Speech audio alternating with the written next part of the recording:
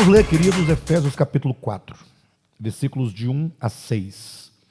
Rogo-vos, pois, eu, o prisioneiro no Senhor, que andeis de modo digno da vocação a que fostes chamados, com toda a humildade e mansidão, com longanimidade, suportando-vos uns aos outros em amor, esforçando-vos diligentemente por preservar a unidade do Espírito no vínculo da paz. Há somente um corpo e um só Espírito, como também fostes chamados numa só esperança da vossa vocação. Há um só Senhor, uma só fé, um só batismo, um só Deus e Pai de todos, o qual é sobre todos, age por meio de todos e está em todos. Amém? Na última mensagem, nós falamos aos irmãos que essa porção que introduz o capítulo 4 de Efésios, versículos de 1 a 6, que está aqui a introduzir a segunda parte da epístola. Efésios se divide em 3 capítulos iniciais e 3 últimos capítulos finais. São 6 capítulos no total, sendo que o capítulo 4 já é a segunda parte da epístola. A importância de perceber essa divisão binária, ou seja, essa divisão em 2 partes de Efésios, é compreender que a primeira parte é o que se chama de ortodoxia, ou seja, é quando Paulo ele procura estabelecer a reta doutrina, quando Paulo procura estabelecer o reto ensino, ou seja, o que nós temos em Efésios capítulo 1, 2 e 3 é a proclamação do supremo propósito de Deus. Ao se ler os capítulos 1, 2 e 3 de Efésios, tem-se a doutrina, tem-se a verdade do Evangelho estabelecida na forma doutrinária. Ao adentrar para a segunda parte da epístola, não menos importante que a primeira, nós entramos no aspecto prático da doutrina. Ou seja, aquilo que foi anunciado nos capítulos de 1 a 3, agora serão aplicados de maneira prática no viver humano, aqui nos capítulos 4, 5 e 6. Então esse é o primeiro ponto que nós devemos nos lembrar ao começar o estudo de hoje. Esses últimos 3 capítulos serão a aplicação do Evangelho. E talvez esse seja o grande e maior desafio de todos nós, de todos os crentes, é a transição da teoria para a prática, é a transição do conhecimento intelectual para o conhecimento intuitivo, é a transição para a compreensão para o viver o Evangelho. Bem, a segunda coisa importante a se perceber é que quando Paulo, nesses 3 últimos capítulos, na segunda parte, ele fala acerca da aplicação do Evangelho, ele vai estabelecer em cada um desses capítulos, capítulo 4, capítulo 5, capítulo 6, ele vai apresentar o que Deus deseja realizar pela prática do Evangelho. No capítulo 4 é como que ele dissesse, os irmãos verão isso em mensagens posteriores, como que ele dissesse, Deus quer gerar um corpo. Capítulo 5 é como que ele dissesse, Deus quer gerar uma noiva. Capítulo 6 é como que ele dissesse, Deus quer gerar um exército. Então veja que a obra de Deus, quando consumada, seja enquanto corpo, seja enquanto noiva, seja enquanto um exército, vê-se claramente nesses símbolos, né? O símbolo de um corpo, o símbolo de uma noiva, o símbolo de um exército, vê-se uma característica coletiva. Ou seja, nós vamos observar que o corpo, segundo o princípio divino da própria natureza e conforme o conceito bíblico, o corpo ele é um ente coletivo. Como Paulo vai dizer lá em 1 Coríntios capítulo 12, versículo 12, que nós, embora muitos, somos um só corpo. Vocês entendem? Então, observa que a ideia de corpo é a ideia de coletividade, mas é sobretudo uma ideia de unidade. Olhando também para a figura de uma noiva, nós vamos verificar na própria Escritura que a noiva de Cristo é a igreja. E a igreja, enquanto eclésia, significa uma assembleia de chamados. Então a ideia de noiva, e a igreja é a noiva de Cristo, também tem uma ideia coletiva, mas que o aspecto da noiva implica o aspecto da unidade. Muitas pessoas que uma vez trabalhadas pelo Evangelho se tornaram uma noiva e não duas noivas. Então implica que a coletividade são os muitos membros, mas que resulta numa unidade plena, indivisível. O mesmo se pode ver no capítulo 6, quando Paulo fala acerca desse exército de Deus, que no dia mau precisa permanecer de pé, totalmente vitorioso sobre todas as ciladas do inimigo. E quando Paulo fala sobre esses valentes, sobre esses guerreiros, sobre esses soldados, ele fala de uma única armadura para esse exército. Ele diz: tomai a armadura de Deus, porque implica um novo homem que agora luta em prol do reino de Deus. Portanto, o exército, no capítulo 6, traz a ideia de pluralidade, de coletividade, que resulta numa unidade. Então, logo, pela estrutura geral que se percebe aqui, os irmãos veem que o Evangelho tem um alvo. O Evangelho tem um objetivo.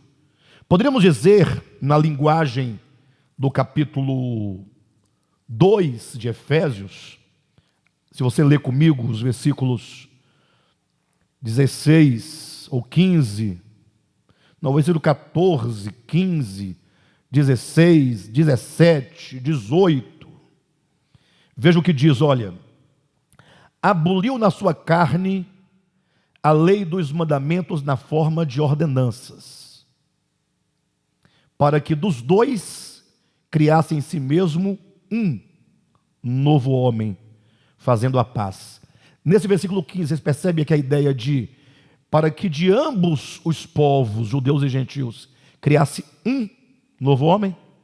Veja que o Evangelho está sempre voltado para resolver toda essa separação, toda divisão. O Evangelho procura reunir para reestabelecer uma unidade. Veja o versículo 16: e reconciliasse ambos em um só corpo. Então eu quero que os irmãos entendam isso. Ou seja, o Evangelho visa a reconciliação para a unidade. Ora, se o Evangelho visa a reconciliação, é porque existe uma separação. Essa separação é devido a quê? É devida a quê? No versículo 15, versículo anterior, fala lá no finalzinho, fazendo a paz. Então havia uma inimizade. Versículo 16 fala de uma divisão, fala da inimizade. Versículo 17 diz: e vindo, evangelizou paz a vós outros que estáveis longe, e paz também aos que estavam perto. Portanto, se ele evangeliza a paz, havia inimizade, havia separação, havia conflitos. No 18 diz: porque por ele ambos temos acesso ao Pai em um Espírito. Olha o Evangelho sempre tocando na mesma tônica: unidade, unidade. Versículo 19: assim já não sois estrangeiros e peregrinos, mas concidadãos dos santos, e sois da família de Deus. Ou seja, o homem, enquanto humanidade, desde que ele se desintegrou de Deus, lá no início, em Gênesis capítulo 3, que ele se tornou um ser errante, um peregrino, um sem casa, um sem pátria, um sem refúgio.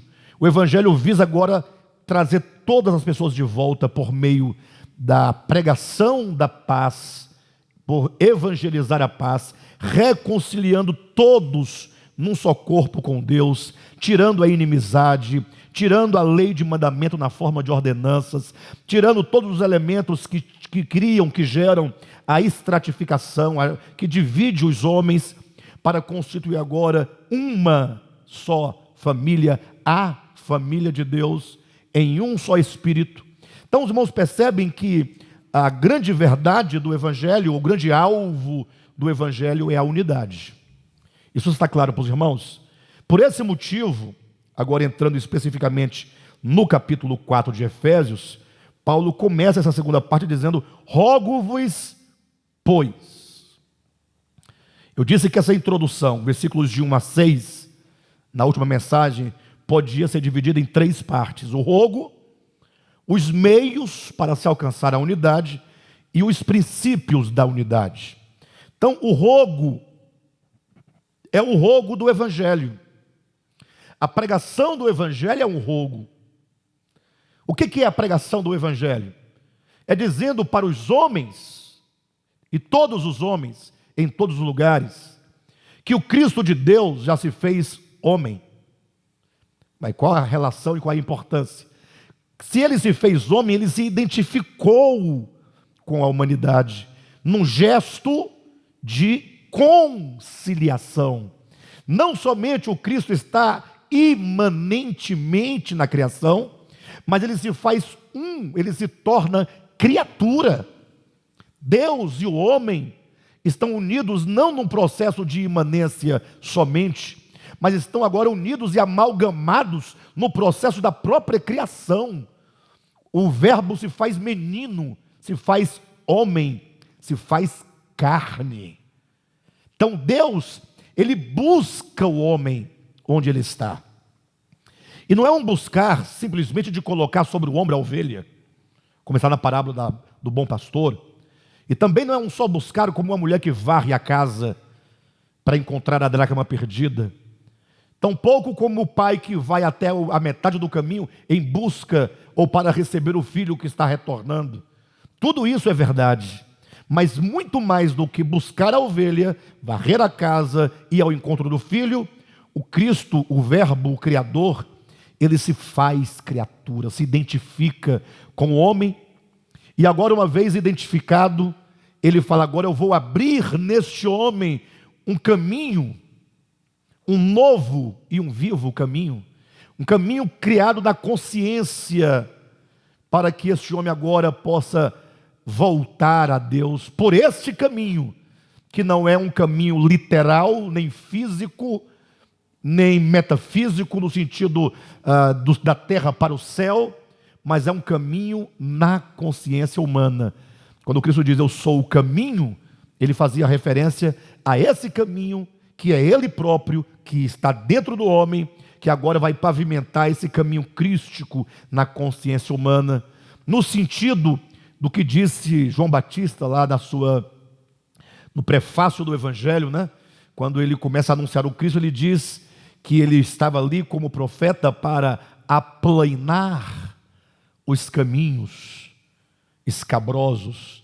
Ele diz que todo outeiro será nivelado, todo vale será aterrado, porque esses vales e esses outeiros, observa que aqui nós temos uma depressão, aqui nós temos uma altitude que forma um pico, isso aqui fala do coração humano, que não tem condições de ele voltar a Deus, porque quando não tem um vale, tem uma montanha que o impede de caminhar.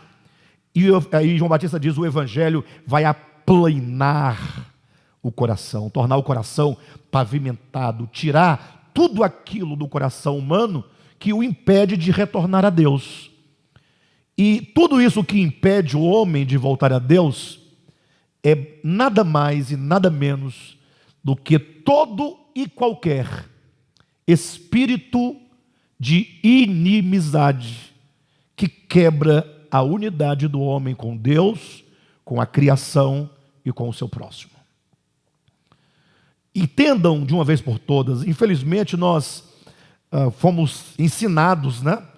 O evangelho que nós recebemos, entenda, o evangelho do século XX, lógico que é um subproduto do evangelho medieval, do evangelho, né, da modernidade, mas o fato é que o evangelho, aos poucos, ele foi perdendo a sua identidade, e foi perdendo a sua essência, não o evangelho em si perdendo a essência, mas os pregadores, os mestres, os doutores, os teólogos foram substituindo verdades essenciais do Evangelho por outras coisas supostamente sagradas, supostamente importantes no âmbito da fé.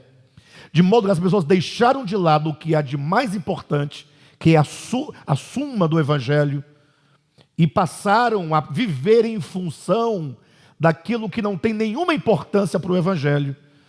É basicamente o que Cristo disse para os fariseus e escribas: vocês coam um mosquito, mas engolem o camelo. O camelo são os princípios fundamentais. O mosquito é aquilo que não tem nenhuma razão de ser, é indiferente dentro do plano geral, mas como os fizeram os escribas e fariseus, deixaram de lado as coisas importantes para viverem em função daquilo que não tinha importância. Então, quando eu digo que devemos entender de uma vez por todas pelo menos duas coisas: entender qual é o problema do homem e entender qual é a solução de Deus para esse homem que se desintegrou de Deus, da sua criação. Qual é o grande problema do homem? É o pecado. Mas o que é o pecado? O pecado não é aquilo que você simplesmente realiza. Pode até ser que muita coisa que você realiza com a ação seja pecado. Pode ser que seja.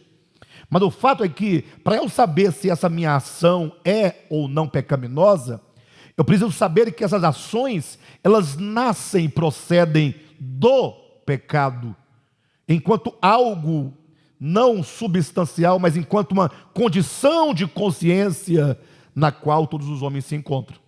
O pecado é, na verdade, o desejo, é a vontade, é a decisão de viver desintegrado de Deus, da sua criação e do próximo. Em qual princípio eu me fundamento para dizer isso? A criação, como um todo, ela é uma unidade. Imagina que Paulo vai dizer em Atos capítulo 17, versículo 28. Tudo que se move em Deus. Deus é o elemento da unidade da criação. Nada existe de si, para si, por si. Tudo é criado nele. Tudo é criado por meio dele. Tudo é criado para ele. Sejam tronos, soberanias, principados, fala em Colossenses capítulo 1, versículo 16, sejam os mundos visíveis, sejam os invisíveis, não importa o que, todas as coisas estão em Deus. Deus é o lugar onde tudo existe. Então, o grande problema dos seres inteligentes, o grande problema do homem, que é o pecado, é o desejo, é a vontade de viver por si, para si, independentemente da unidade.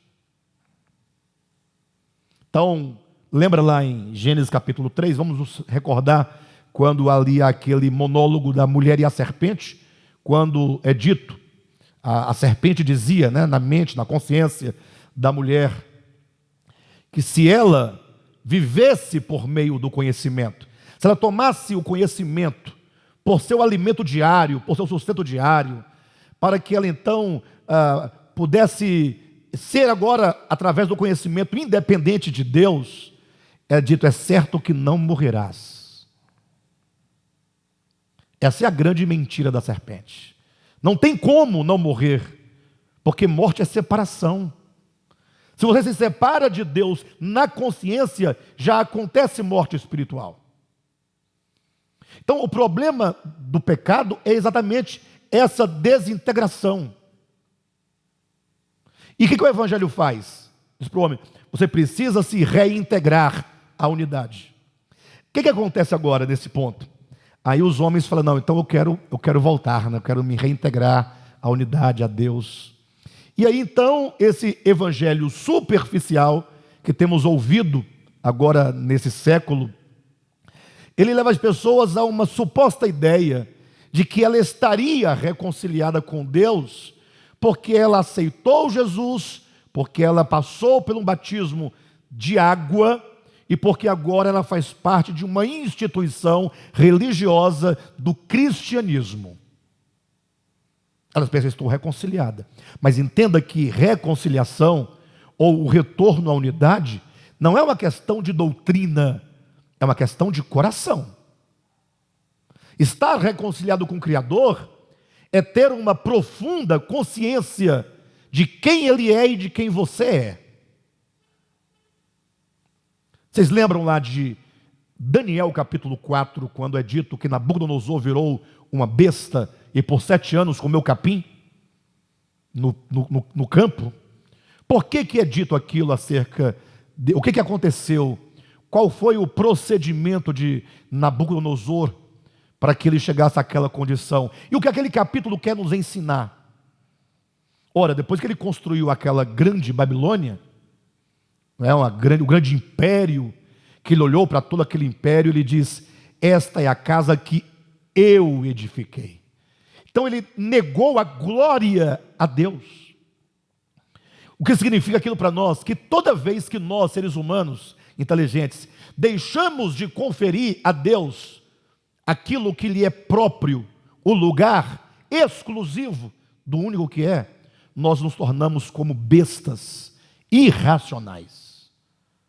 E o pior é que a besta irracional não é necessariamente a besta do campo, porque a besta do campo não pode proceder sem dar glória a Deus, porque ela não tem a inteligência suficiente. Aquela besta de Daniel capítulo 4 é aquela besta de Apocalipse 13, que fala do homem no estado de irracionalidade por causa da ignorância e das trevas do pecado.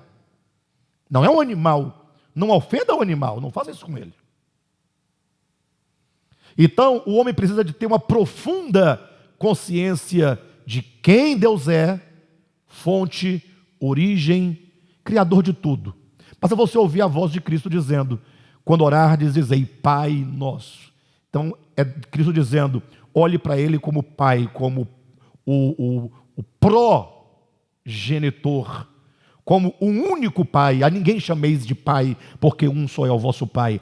Ter essa consciência de que Deus é tudo, e consequentemente de que eu só posso ser um ramo da videira, eu só posso ser apenas um ramo, que sem Ele nada posso fazer.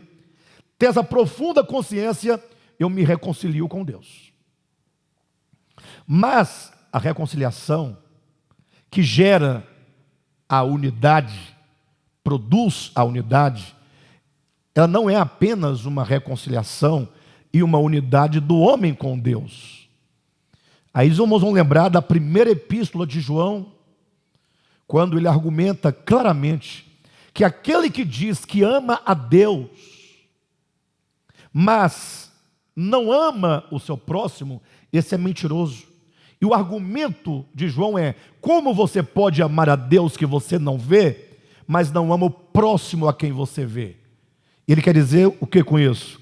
Que não existe reconciliação plena com Deus, sem que essa seja também uma reconciliação do homem com o próprio homem. Ou seja, a reconciliação do homem, a unidade plena, quando eu falo de plena, de plenitude, é porque nós estamos em processo. Então, não cobre de você além do que você já recebeu por meio do Evangelho.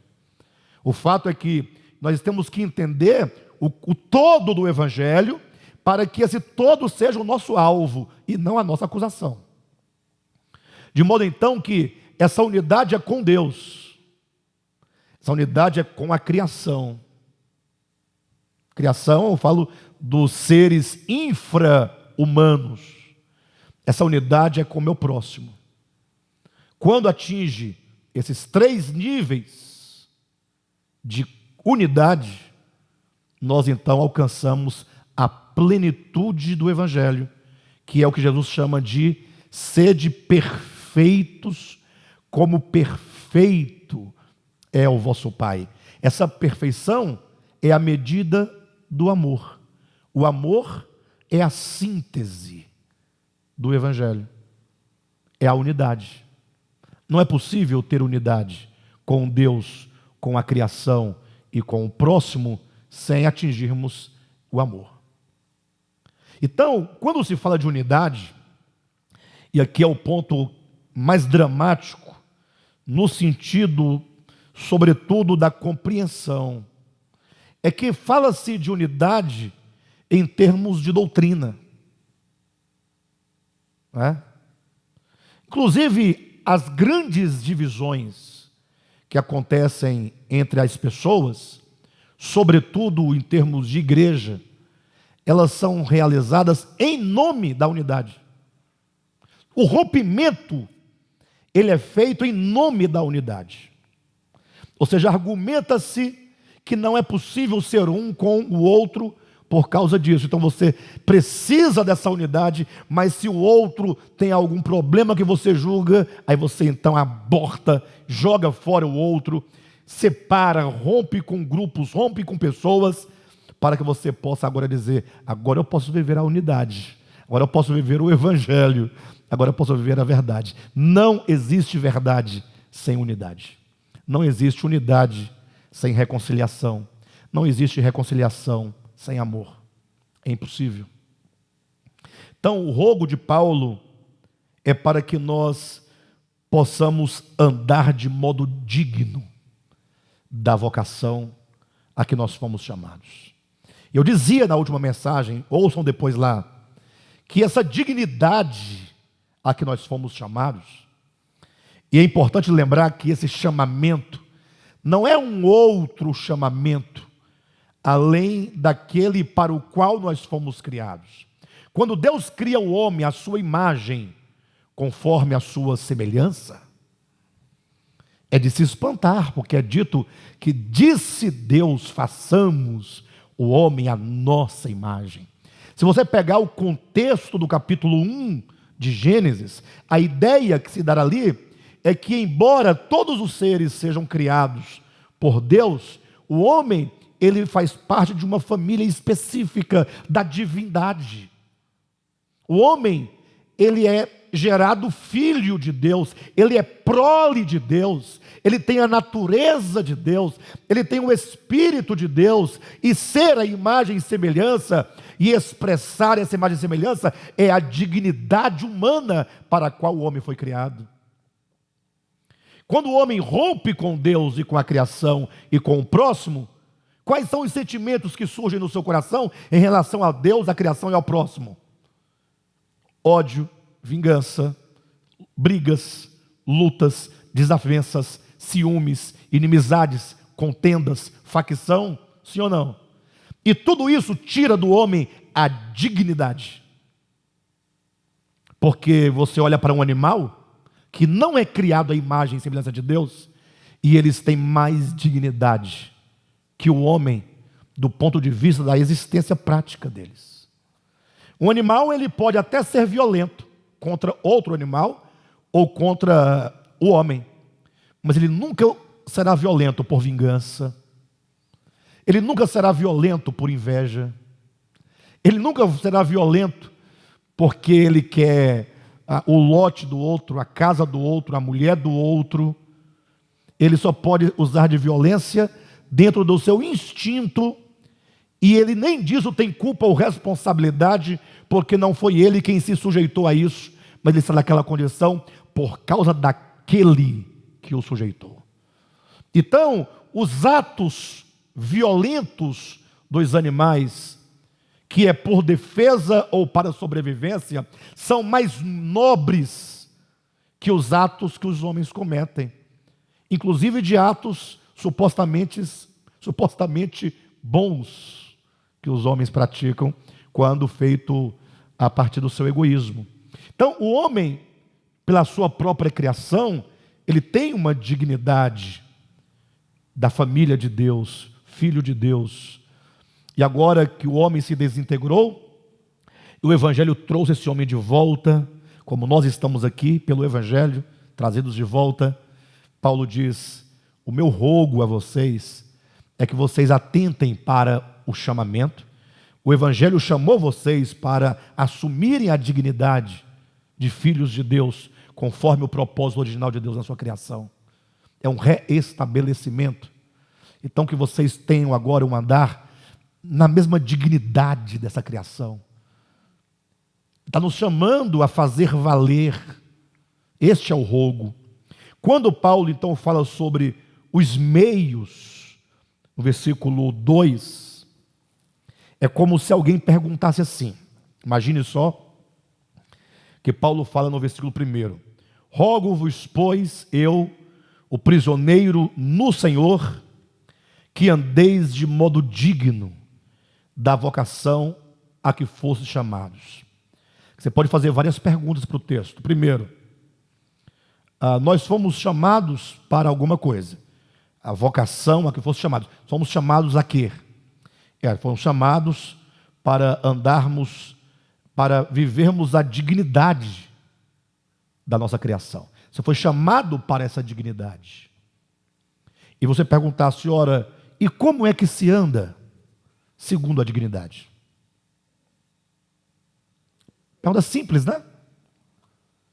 Digamos que o Rogério diga, não, eu gostei dessa dignidade da vida humana, né? Dignidade da vida humana. Puxa, o homem, criado à imagem, semelhança de Deus, que coisa linda, ele tem o Espírito de Deus, o fôlego de Deus, o ruar de Deus. Como é que eu posso viver? Viver onde? No mundo. Não é viver na igreja. A igreja é só um ambiente físico. Eu falo a comunidade, né? Mas nós temos o nosso lar, nós temos ambiente de trabalho, ambiente de escola, ambiente de igreja, ambiente de familiares. São diversos os ambientes. Compreender isso é muito importante, porque às vezes nós somos levados a viver de um modo, e porque você quer agradar a Deus e viver de modo digno a Deus, você acaba cumprindo com aqueles regulamentos, mas aqueles regulamentos, ou a falta deles, não te dá dignidade, nem te tira dignidade. Digamos que uma mulher corte o cabelo. Ela perdeu a dignidade? Porque tem um cabelo curto? Uma mulher de cabelos compridos tem mais dignidade que a mulher de cabelo curto? Será que porque o homem, ele usa uma bermuda, ou ele vai à praia, ele é menos digno? O que tira a dignidade de uma pessoa? Essa é a pergunta. Será que se o Emanuel ele toma vinho, o Pedro toma suco de uva e o Rogério toma cerveja, será que o Pedrão é mais digno por causa disso? Essa é a pergunta que se há de fazer para compreender o andar de modo digno. O texto diz o modo como, ou melhor, versículo 2, com toda a humildade e mansidão, com longanimidade, suportando-vos uns aos outros em amor. Aí toca num ponto fundamental, porque toca no problema da inimizade, no problema do pecado, no problema do egoísmo, no problema da desintegração. Ou seja, sempre que me faltarem a humildade, a mansidão, a longanimidade, eu estou desintegrado. Toda atitude que não é longanimidade é desintegração. Toda atitude que não é humildade é desintegração. Toda atitude que não é mansidão é desintegração. Vocês entendem? Os irmãos percebem que nós temos um caminho longo para tratar com o nosso coração. Não é? Temos um caminho longo. Ou seja, imagine se nós estivéssemos ouvindo isso há 20 anos. Está imaginando? Há 30 anos. E tivéssemos a chance, há 30 anos, de agora usar esses 30 anos de lá para cá, no caminho desse entendimento. Onde nós não estaríamos, né? Muito longe. Mas talvez nós gastamos muito tempo preocupados, né? Agora há pouco eu estava aqui fazendo aqui, ajeitando as coisas. O irmão Raimundo estava ali atrás com o irmão Emanuel, e o Raimundo aqui dentro do local de reuniões estava tocando violão e começou a cantar e tocar aquela música Eu queria ter na vida simplesmente um quintal e um mato verde para cantar e para colher, plantar e colher, ter uma casinha branca de varanda, tal. Aí eu, ouvindo ele cantar, me lembrei que no meu passado religioso, eu estava numa certa instituição, estávamos nós num acampamento, e eu com um violão na minha barraquinha de acampamento, fui tocar uma canção dessa mesma natureza, que não é propriamente uma música gospel, não é? Mas que também não vai de encontro, ou melhor, não vai de encontro à humildade, não vai de encontro à mansidão, não vai de encontro à longanimidade. E aí, como que as pessoas reagiram, né? A liderança reagiu, foi uma coisa horrível. Desviei. Ou seja, imagine que eu gastei muito tempo preocupado que não podia tocar esse tipo de música, só aquele outro tipo de música. E o pior, nessa instituição só podia tocar as canções daquela instituição, dos cantores daquela instituição. Ao invés de eu estar buscando a humildade, a mansidão, a longanimidade, estava preocupado com quem canta a música. Aí estava perdendo tempo, gastando tempo, jogando tempo fora. Vocês entendem? Então, quando diz, olha, humildade, mansidão, longanimidade. Não confunda humildade e mansidão com falta de ação. Não confunda. A humildade é você reconhecer aquilo que você recebeu de Deus, na medida, como diz Paulo, não penseis além do que convém acerca de si mesmos. A mansidão, ela implica em você, diante do erro alheio, do problema alheio, você ser capaz de superar aquilo, de compreender a limitação do outro, e não proceder ou reagir ao outro com uma força sobre ele, porque ele não tem, naquele momento, o crescimento necessário para andar de acordo com o Evangelho. Longanimidade,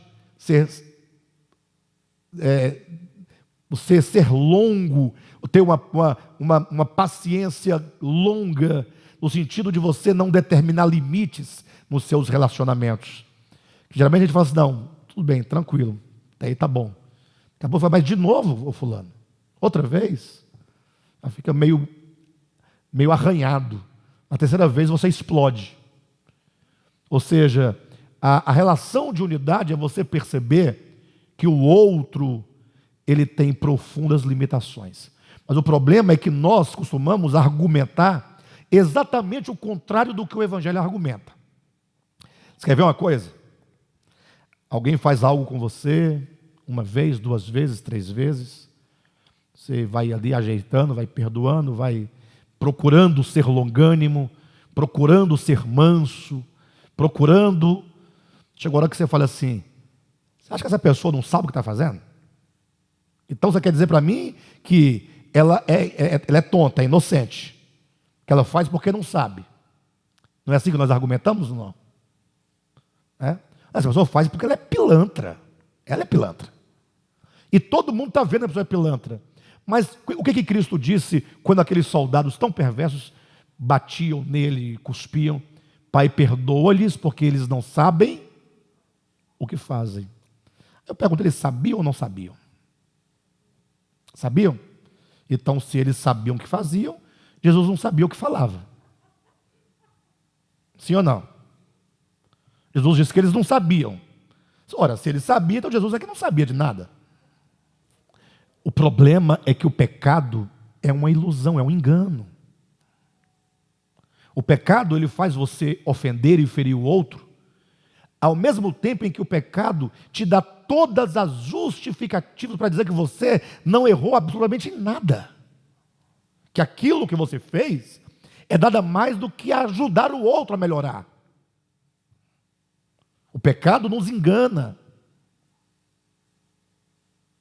Então, quando Cristo diz que eles não sabiam o que faziam, ele estava dizendo, eles estão cegados pelo pecado. Lá na frente, olha, querem ver uma coisa? Quantas vezes nós cometemos erros na infância ou adolescência, em relação aos pais, em relação aos professores, e nós nunca nos julgamos que estávamos errados na ocasião. Mas no futuro, quando a luz veio, o entendimento chegou, você não falou, puxa, mas por que eu fiz aquilo naquele tempo? Então você não sabia de fato. Olha, mas você não sabia. E como é que fazia se não sabia? Tudo é uma questão de consciência, de expansão da sua consciência. Então, o que o apóstolo Paulo está dizendo é que a única maneira de nós, de fato, vivermos essa dignidade do Evangelho é nós vivendo as virtudes do Cristo de Deus encarnadas em Jesus de Nazaré. Aí ele diz, no versículo 3, esforçando-vos diligentemente. O que ele quer dizer esforçando-vos? Ele quer dizer, não é fácil, é uma luta. Ou seja, você tem que perceber que nós, enquanto... não transfira para o outro o Evangelho. Traga o Evangelho para você. Ou seja, se eu fui chamado, então eu tenho que viver esse chamamento. Esse chamamento ele tem uma dignidade. Então sou eu, não é o outro. É você que é chamado para viver tal ou qual dignidade. E o modo, portanto, é com humildade, com mansidão, com longanimidade, suportando-vos. A palavra suportando-vos uns aos outros já implica que não é simples. Implica que você terá que tomar decisões diárias. Não poucas vezes a sua decisão por esse modo digno vai te exigir arrancar um olho. Quando Cristo diz, se o teu olho direito te faz pecar, arranca-o. Lógico que ele não fala de arrancar um olho físico, né? Ele está falando que você vai ter que tomar uma decisão muito radical contra você próprio, porque arrancar o olho do outro é fácil, arrancar o próprio olho é difícil.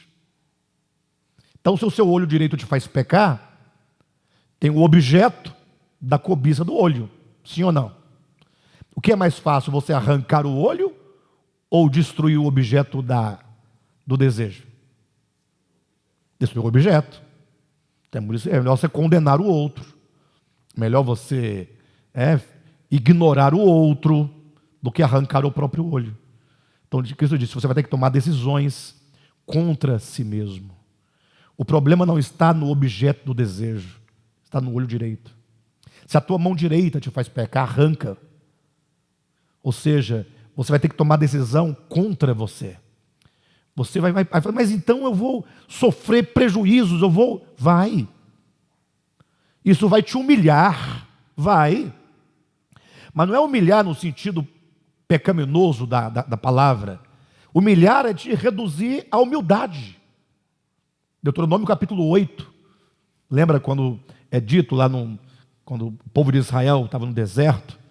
Então Moisés disse, né, que Deus te levou pelo deserto para te humilhar, quebrar a dura cerviz, te fazer entender quem Deus é, entender quem você é.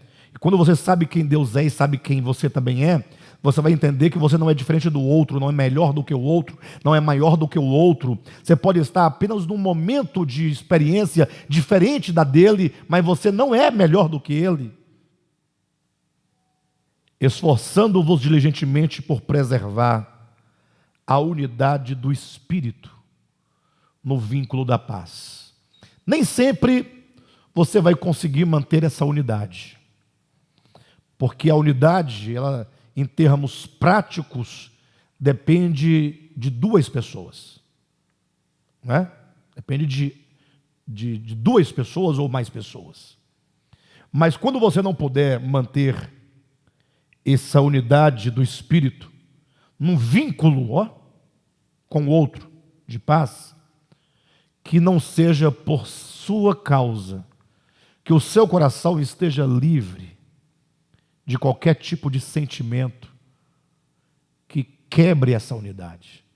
Então, é possível que todos te amem, todos te queiram, É impossível isso. O próprio Cristo foi odiado muito mais que amado, pelo menos na sua peregrinação terrestre. Depois mudou o quadro, né? Hoje é maior o número dos que amam do que os que rejeitam. Eu penso, não sei também. De todo modo, há de se ter um esforço descomunal para se viver essas virtudes de Cristo. De sorte que nós vamos diariamente nos deparar com uma crise. Ou seja, nós temos o Cristo de Deus dentro de nós, que tem esses atributos, essas características da humildade, da mansidão, da longanimidade.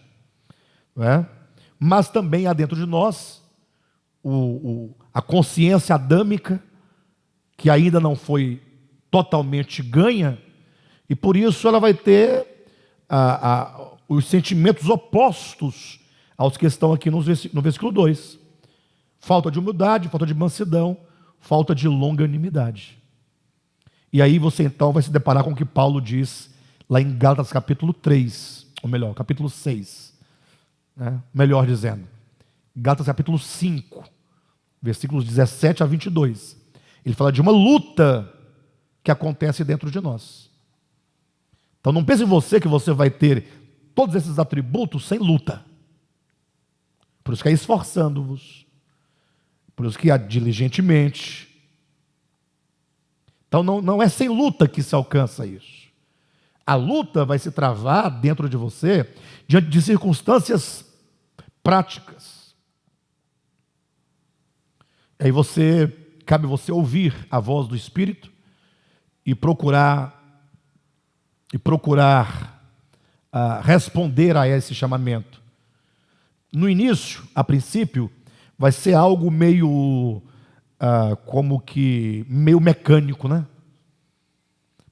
A princípio você vai se encontrar em situações em que você sabe que você precisa ser manso, mas que você não tem, naquele momento, essa mansidão disponível para ser ministrada. Aí você então vai, no primeiro momento, vai exercer uma mansidão aparente, mas esse esforço já implica uma tentativa, já é um querer, já é saber que algo tem que ser mudado. Deus, quando lê o nosso coração e as circunstâncias, Ele lê também as intenções. Poxa, eu quero fazer assim. Eu talvez não consiga ainda ser exatamente assim, mas eu estou no encalço dessa verdade. É onde você tem que buscar em oração. Com o tempo, o seu espírito, o seu coração vai compreendendo e assimilando que a mansidão é a melhor atitude a ser tomada diante das adversidades. De modo que você já não terá muita resistência em outras situações. Até que você agora deseja profundamente por situações, porque a mansidão se torna algo natural, ou seja, é um processo transformador pelo qual nós passamos. Mas o que nós temos que ter em vista é o alvo e a busca por esse alvo. O que nós não podemos fazer é achar que isso é utopia, que isso é improvável, que isso não está para os mortais e que, portanto, nós não precisamos nem pensar nisso, porque é bobagem. E o versículo 4, 5 e 6 vão nos dizer sobre os princípios da unidade. Ou seja, é como que Paulo tentasse nos convencer. Ora, por qual motivo? Me convença, por que eu preciso manter a unidade com o fulano, com o Beltrano, com o Cosmo, com o homem? Com Deus ninguém pergunta, todo mundo sabe que... E aí Paulo nos dará as razões. Ele fala simples, porque só há um corpo. Não vai haver um corpo para você e outro corpo para o seu desafeto. No final, todos nós estamos no mesmo corpo. E a grande questão do corpo, nós vamos desenvolver isso mais na frente, é que o corpo, sendo formado de muitos membros, e existem membros de toda sorte, de todo tipo, né? Tem membros mais vistosos, outros menos vistosos, né? Uns mais honrosos, outros menos honrosos, mas o fato é que Paulo vai dizer que o membro não serve e não existe para si, senão para os outros. E aí Paulo vai dizer que agora nós devemos eleger o outro membro para que ele seja louvado por todos nós, para que o outro membro menos decoroso tenha uma decoração melhor do que a nossa. Ele vai dizendo que há um só Espírito. É impossível que o Espírito de Deus me conduza e ao mesmo tempo o Espírito de Deus conduza o Pedro, e conduzindo a nós dois, nós não andemos juntos. Porque se é o mesmo Espírito que conduz, por que nós então andamos tão desunidos? Então tem algum Espírito que está diferente aqui. Há um só Espírito. Ele vai citando, há uma só esperança, um só Senhor, uma só fé, um só batismo, um só Deus e Pai.